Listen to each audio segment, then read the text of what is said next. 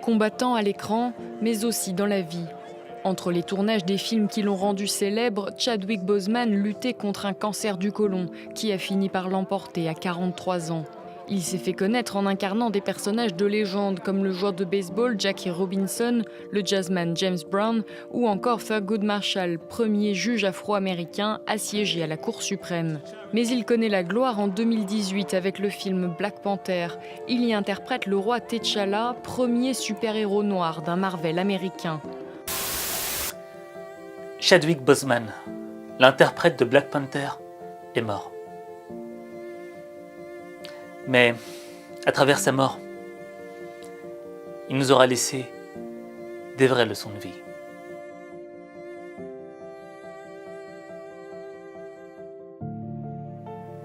Quand tu as appris la mort de Chadwick Boseman, Black Panther, je suppose que ça t'a fait un choc, comme moi.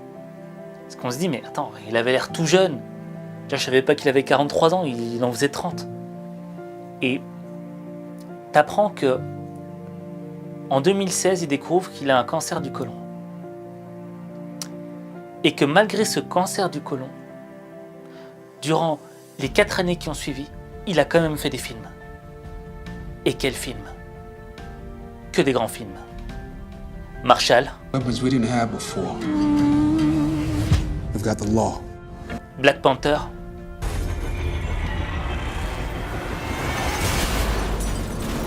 Avengers Infinity War. Avengers Endgame. Give it to me. Et The Five Bloods. We've been dying for this country from the big. Et moi, ce qui me frappe à travers la mort de cet homme que je ne connaissais pas, et j'ai pas joué les violonistes, je le connaissais pas, mais ce que j'ai vu de lui, ce que j'ai vu Black Panther comme tout le monde, c'est que le mec pendant 4 ans, il avait un cancer du côlon. Donc c'est-à-dire que il savait qu'il pouvait mourir d'un moment à l'autre. Il flirtait avec la mort. Et la différence, c'est quoi avec nous? C'est que nous-mêmes, on flirte avec la mort chaque jour, chaque seconde. On peut mourir, mais on n'en est pas conscient. On ne se rend pas compte que demain, on ne pourra peut-être pas se réveiller. Mais lui, il savait que demain, peut-être, il ne se réveillerait pas. Parce qu'il savait qu'il avait la maladie.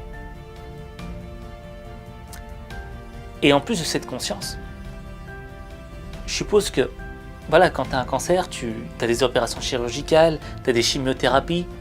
Et le gars, il avait justement ces opérations et ces chimios. Mais il continuait quand même d'avancer. Il continuait quand même à faire des films. Et ça, c'est extrêmement fort. Et ça crée en nous un peu d'humilité. Parce qu'on se dit, mais qu'est-ce que j'ai fait pendant ces 4 années? Pendant ces 4 années, qu'est-ce que j'ai fait de grand? Lui, en 4 ans, il a fait 5 super films. Il a été connu. Il a apporté quelque chose au monde. Et nous, qu'est-ce qu'on a apporté pendant ces 4 ans? Et l'idée, c'est pas de se culpabiliser, mais de se dire, où est-ce que j'ai mis mon temps? Est-ce que je l'ai mis dans la plainte? Est-ce que je me suis plaint de ne pas avoir ce que je voulais?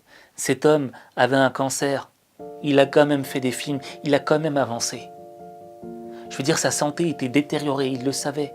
Et la chose la plus importante qu'on a dans ce monde, c'est notre santé. Et nous, parfois, on voudrait faire des choses, mais on se plaint. On a des grands rêves, on a des grands objectifs. Moi, le premier. Et ça m'arrive de me plaindre. De me dire, oui, mais la vie est injuste avec moi. Oui, mais je n'ai pas ceci, j'ai besoin de ça, j'ai besoin de ça. Alors que j'ai l'essentiel, la santé. Et c'est une vraie remise en question. C'est quoi l'essentiel dans notre vie? Si on était dépouillé de tout, quelle serait la seule chose que l'on voudrait? Être en bonne santé, avoir autour de nous des gens qu'on aime.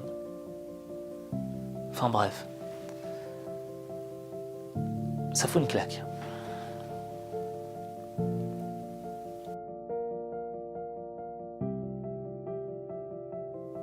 Et le deuxième élément, c'est quoi? C'est l'humilité de cet homme.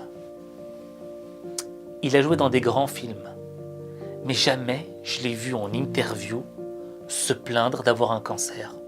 Ou jamais je l'ai vu se gargariser en disant « Regardez, moi, je fais des films et j'ai un cancer en plus. Je suis incroyable. » Non, il se taisait. Et il faisait ce qu'il avait à faire. Il n'avait pas besoin qu'on lui dise « Waouh, t'es exceptionnel, t'es incroyable. » Tu le regardes, un homme qui a cette attitude-là, c'est un homme qui est arrivé à un stade où il a besoin de n'entendre de compliments que de lui-même. Et ça, c'est un degré de sagesse qui est énorme. Parce que moi-même encore, aujourd'hui, j'adore qu'on me complimente. Parfois, je cherche le compliment parce que j'aime qu'on me caresse dans le sens du poil parfois. Tu vois ?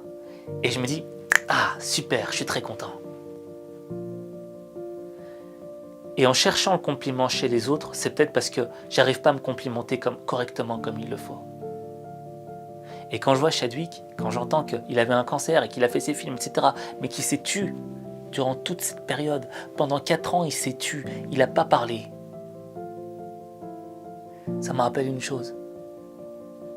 Ça me rappelle qu'on doit être connecté avec nous-mêmes. Et que si on parle beaucoup, si on a besoin de beaucoup parler, de tout exprimer, etc., c'est qu'on a un problème de connexion avec nous-mêmes. On n'est pas capable de s'entendre. On a besoin que le monde nous entende. Mais quand tu es capable de t'entendre toi-même, tu n'as pas besoin que le monde t'entende.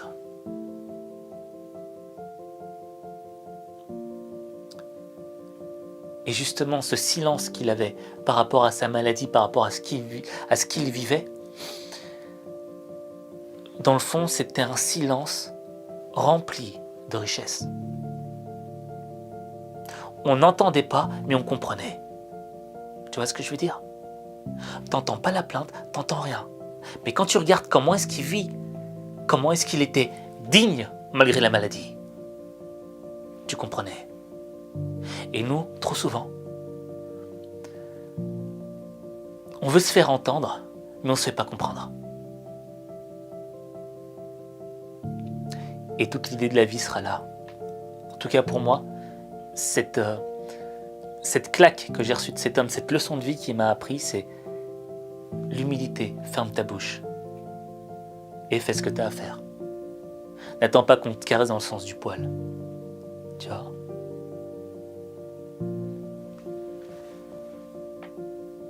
Bon, sur ce, je